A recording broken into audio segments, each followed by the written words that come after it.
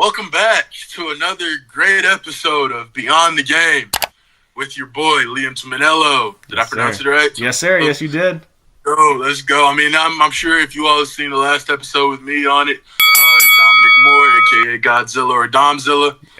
Today's, it's going to be a little different episode. We're going to be reacting to my highlights, to a couple of my highlights, and then, we're just going to be, going from there.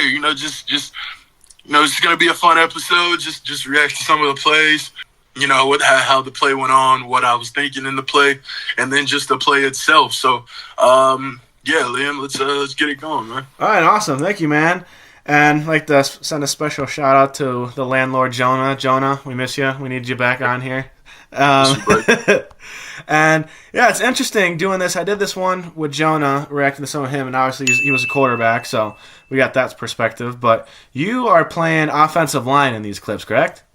Yes, sir. So yes, sir. Very, very, very different approach, and I like it. I was watching the first video, and you were like after the play, like holding some dude, like Aaron Donald, like smacking the shit out of him. So I'm pretty excited to get into some of these. So you want to explain to me in the first clip you sent me, if you want to pull it up. Yeah, I get you. What is going on? It looks like a pass play, maybe a touchdown. I gotta zoom in, and then off to the side here, they like kind of zoom in on you, just holding some dude by his neck, damn near. Yeah, I mean, this is our rival, the Oregon Lightning. Obviously, Washington and Oregon, in the same region. We're obviously bound to have a rivalry. So, that was kind of the whole mindset this game. So, going up against this guy, he was talking a lot, man, of shit. This is one of the first few plays I went up against him, and as you can see, obviously, when the play starts, I catch him, punch him first, obviously, just to, let him know, like, hey, this is going to be a long game for you, buddy. So, I was kind of in that mode of like, all right, bro, if you're wanting to play aggressive, I can show you that I'm the biggest on the field. I'm the most dominant on the field. So if you're coming to line up against me, bro, you're going to get these problems. So he kind of was a victim of this, and I was really kind of trying to drag him over the wall, but he kind of caught himself, luckily. So, but he didn't catch himself. He was definitely going to go over the wall. He definitely was. Have you thrown some dudes over the wall before? So I've been close. Actually. I think you'll actually we'll get to another clip here. I've been close. I haven't actually been able to actually throw someone over the wall, but they got to the wall and they catch themselves because they don't want the embarrassment. Exactly. So, you got him so far out of the play. You actually end up lining up at the end of it, like on the defensive side of the ball, damn near, because you're just manhandling the shit out of him. So that is awesome to see. And Dominick Moore here, he plays in the Arena Football League, the AFL, for the Washington Wolfpack. So that is the league he is in these clips. Now, if you want to roll on to the second one here, I think it's the same game, if I'm correct. Yep, all these clips are centered from the same game. And just at the end of the clip, you end up on top of this man. So, yeah, man, gotta play physical, gotta play aggressive. And when you're playing O-line, is this the same guy as the first clip? Same guy. Oh, he's not having a good day. He's not happy. He's not having a good day, man. We love pancakes, obviously as an old lineman. So I saw an opportunity to get one here, and I took it, and I made sure to finish the play by, ending up on top of the guy. Pause. I just felt a 300-pound guy, coming back. So I'm like, well, pause. But I mean, again, a very physical game. Both sides of the ball, honestly. Again, shout out to I got to give him a shout out. Shout out to the Oregon Lightning AF1 team. They were very physical this year. Great defensive line, great coaching staff, great coach, and Coach Chuck Jones. But like I said, this game, every time we saw them, we knew it was going to be physical. So this is our first time seeing them, so we knew we wanted to set the tone, and I knew I wanted to set the tone for the next 3 times that we would have to see them. So I'm pretty sure I did that. Setting the tone, game 1. And then the third clip here is, am my eyes deceiving me, or are you on like a smoke screen? Did you catch a touchdown here? The big man touchdown, man. To throw to him. Blitz coming. Got to get it off. Got a screen pass to one of his linemen. Big man touchdown. That the greatest words in all of sports. Other than Game 7, OKC, by the way. Other than Game 7, bro. The greatest words in sports, big man touchdown. So this clip I lined up at tight end, which I mean it's pretty normal in the arena game to have a tight end on the field. Mm-hmm. But obviously this team, Oregon, they wasn't expecting me to get the ball. Mm-hmm. Because we did a great job in the run game. They kind of ran for the run game, and so they kind of we sold some of our pass plays a little bit. So obviously we knew that we can dip into our bag of tricks. Yeah, and obviously they're not expecting probably your 6'7", 3, God knows what. They're not expecting literally the biggest, most dominant guy in the field to be smoking out and catching a pass here. Exactly, and then when they called it, when my boy Ed QB, when he called it in the huddle, I was like, all right, don't show no excitement because obviously, they're gonna know something's the viewers in the arena game, in the indoor football game, the tight end has to declare, so they have to raise their hand, right? So obviously, whenever I got the play call, I was like, is it common for sometimes in the arena league, somewhat common for linemen to declare as the tight end a lot in your formations? You have to. No, I know, but do you have like normal tight ends or receivers declare, or is it normally a lineman that declares? It's normally a lineman. Okay, so they're thinking it's just something normal. Okay, I got you. Bring all their guys to the tight end position. That's still normal, but it's like normally it's going to be a lineman. Okay, I got you. And then you hit the swim move, Sully, after you're pretty excited. That's great to see. Yeah, I was hoping for my whole team to just like follow me with the little swimming, but I mean, one guy did, but everybody else was just kind of like, "What is this guy doing?" Yeah, like, bro, you're a lineman. You got a touchdown. I'd be going nuts too, bro. Literally. So, watching it, man. Like I said, going back to the play, actually thinking about it. In the moment, I didn't know how to celebrate. I was just like, bro, I'm with my team. Let's just celebrate together. So I didn't tell everyone to follow me. I just started doing it, hoping they would follow me. But, yeah, man, big man touchdown. You love it. Obviously, my guy, repping his home state, Connecticut, Tim Boyle, one of his 7 NFL touchdown passes. One of his was to Taylor Decker, the Lions tackle. So. Play fake. Boyle sets up. Caught. Touchdown. Oh, yeah, that's cool to see. Big man touchdown. Love to see it. And then the next clip, I'm trying to zoom in on some of these and see where you are. I don't really have to do that here. I just see a guy getting thrown. I'm like, okay, it's clearly Dom. Dom's a part of that somehow, so let's zoom in on that. Yeah, man. Obviously, I'm the top left on the O-line. So, I mean, this play, obviously, like I said, same guy. Long game for him. It was a long game for him. Yeah. You can see. You talking shit to him after some of these plays and letting him know? Like, is he quiet? Is he getting more quiet as the game's going on, or is he still running his mouth? So, I'm not gonna lie. He was pretty humble. Okay. After the first pancake, he was like, "All right, you got me." And then he started yapping again. And then, like, at the second pancake, he was like, "All right, I know it's gonna be a long day." I was like, "Yeah, let's just play football, bro. Let's be competitive. Let's go at it like we're supposed to do. Mm-hmm. If you keep talking, you're gonna you know what happens. Yeah. But I mean, I admire that, bro. Like, I admire the fireness. Oh, of course. But yeah, he was, like I said, he was real humble about it. So, I mean, this play again saw another opportunity for a pancake and, did that. And then I just laid on him for a little bit, hoping that one of my guys would, catch on to what I was doing, because I was laying on him like I went for a pin in the WWE. And I was like, I was screaming at one of my linemen, Damien. I was like, come count. So Damien didn't do that, and then the guy caught on, so he was trying to get from under the pile or whatever, and I was like, all right. If there is a Savannah Banana football team or a Harlem Globetrotter football team, you got to be a part of it. You'd be fantastic in that. For sure. You're already doing that in like normal football. Exactly, for sure. Yeah. Look, like I said, I treat the football field as my playground. I see a guy in the corner of the end zone getting thrown down. I'm guessing that was you. No, that wasn't me. That one wasn't you. Okay. That was the one time a guy getting thrown. Dom wasn't a part of it. Yeah, I'm on the line, but this one was more of like, this is for whatever scouts are watching us right now. Yeah, technique here. This play's for you. All right, so I'm lined up at the left tackle or left guard, you could say. Gotcha. But this was more so of a play of me, like, moving the pile, creating a hole. Making a hole. Yeah, to run through. So this is more of like a technique play. as you can see, I took the proper footwork, moved the pile out the way. QB was able to run right through. So, yeah, and then, I mean, as you can see, I got some juice with it, because I knew what I just did. I moved three, four people at one time. So that was pretty major for me. So, yeah, I mean, that was pretty much a technique play to show that I could move my feet, move the pile, and, get us in the end zone, however I can. So that's awesome. Yeah. This is more of a technique play, too. But this is also showing, because the defender I was going up against, man, he was strong up top, very solid up top. So I'm not going to lie. It was pretty, excuse me. It was pretty, it was a pretty difficult game. He was definitely, he was a handful.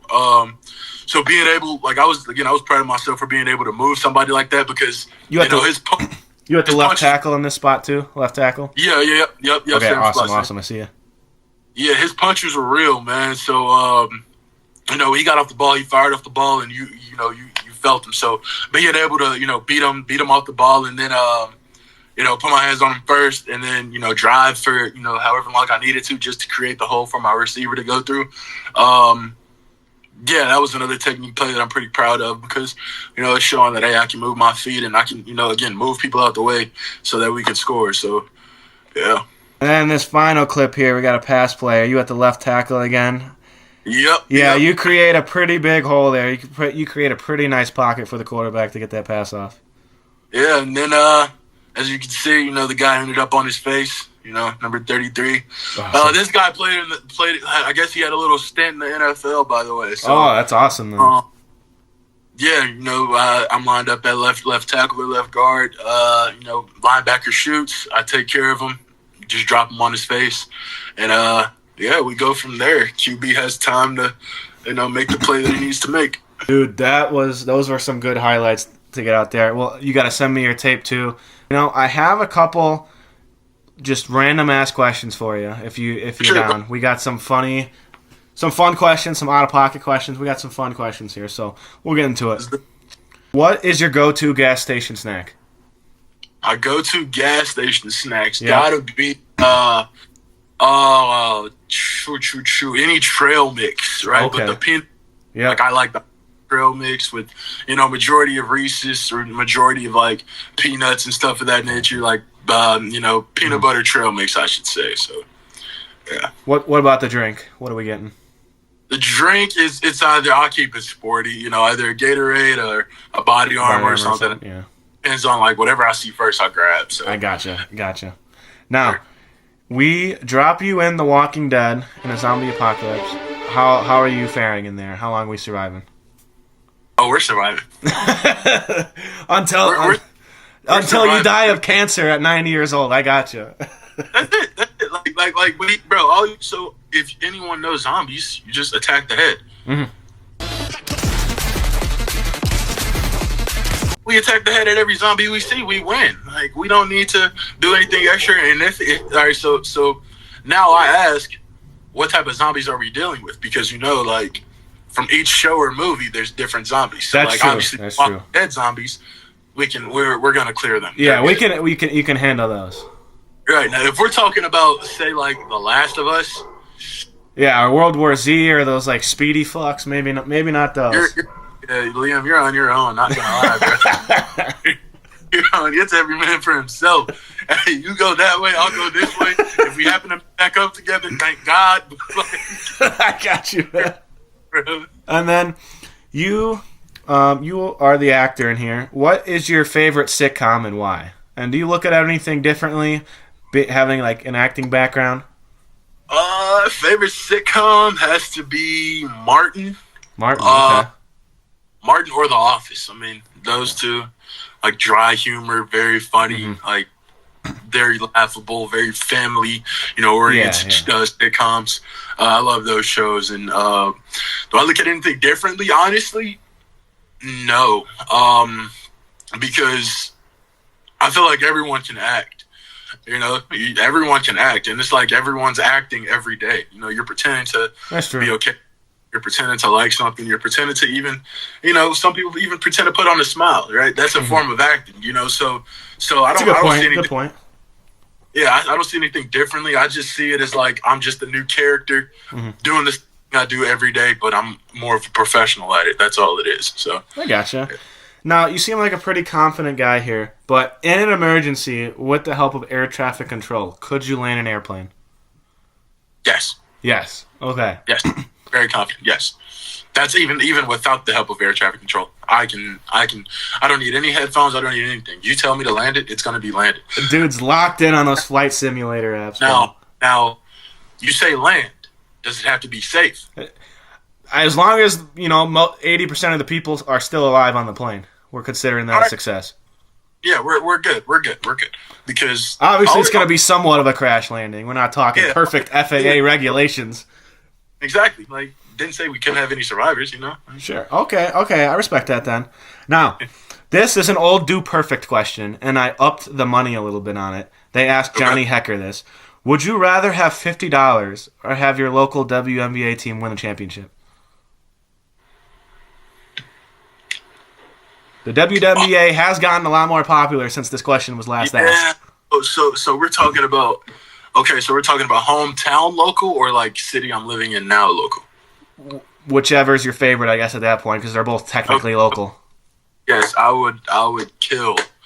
Not even kill. I need the Chicago Sky to win a WNBA. I was going to say, that'd be my team, but, I'd rather have the $50 at that point. However, if the Fever were to win it, I'm cool. They can win it.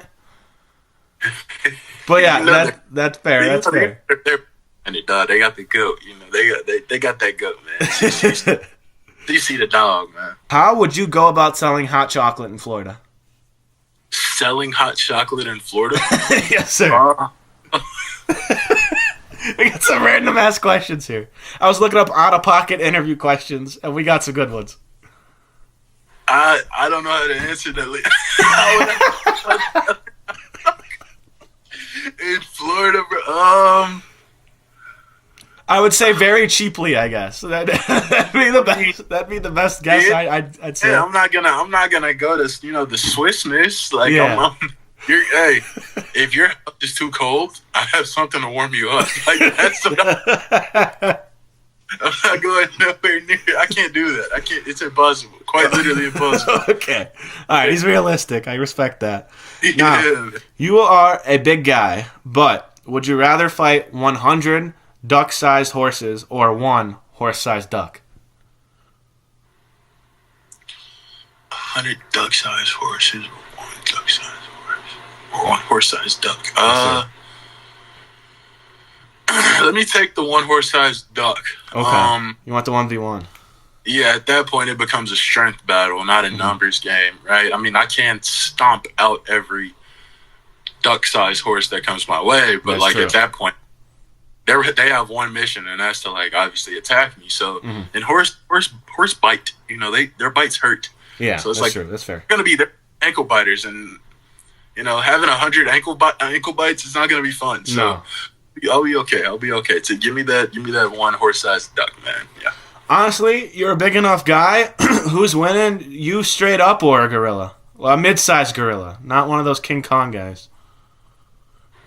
That's the famous question going around right now. Obviously, 100 men, but we're gonna change it. You versus one dom-sized gorilla. Oh man, me, bro, even let's even get to 100 men versus the one gorilla. Yeah, I have 100 people winning because it's literally 10 people to a limb, and then the last. That's true. They say 50 or 70. Excuse me. We just stomp him out. That's it, and then break his neck, and then that's it. We win. That's true. That's true. But no, me versus the me-sized gorilla. I'm taking me. MJ or LeBron? I know you're a Chicago kid, so I think you got the answer. Easiest question ever. MJ. Okay, good. Yeah, as it keeps going on, as LeBron keeps playing, the question to most people keeps getting harder and harder to answer.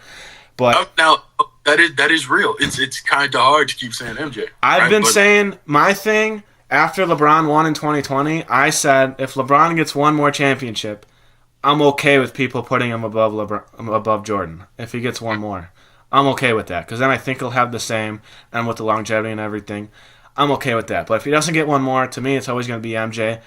And if he gets one more, then I'm okay with LeBron. But that's how it is for me. I'm an MJ guy. But if he gets one more, I'm cool with it. It's like, every year LeBron breaks something. So it's like, what categories does he have left? Like, what's next does he need to break? So at that point, if he's at least top 3 in almost every category, then what are we doing? Like, he is the GOAT. So that's fair. That's fair. And lastly here, how would you rate me as an interviewer? Out of what's the scale? We'll go 0 out of 48. 0 out of 48. Let's go. I'll give you a 50. Let's go. You ask some great questions, very engaging. Great topic of discussions and all. So, and then bro, they're fun. They're fun. Yeah, I gotta keep it light at the end of the day. Have some fun. You're an easy guy to talk to, but we got a good rapport going. So I like it. You may say that they're random questions or whatever, but these are like questions that people think about, just are afraid to ask. Yeah, that's true. Yeah, we've done an interview with you. We've gotten some, a lot of good technical questions out of the way. So it's like, let's have some fun now. We're talking about you. We're watching you pancake some people. Let's have some fun questions too. Exactly. So yeah, definitely a 50, man. And as the podcast grows, as you grow as an interviewer and everything, like even podcast, somebody, the podcast is going to fall into the right hands and somebody's going to see that. So yeah, I just can't wait for that day to happen.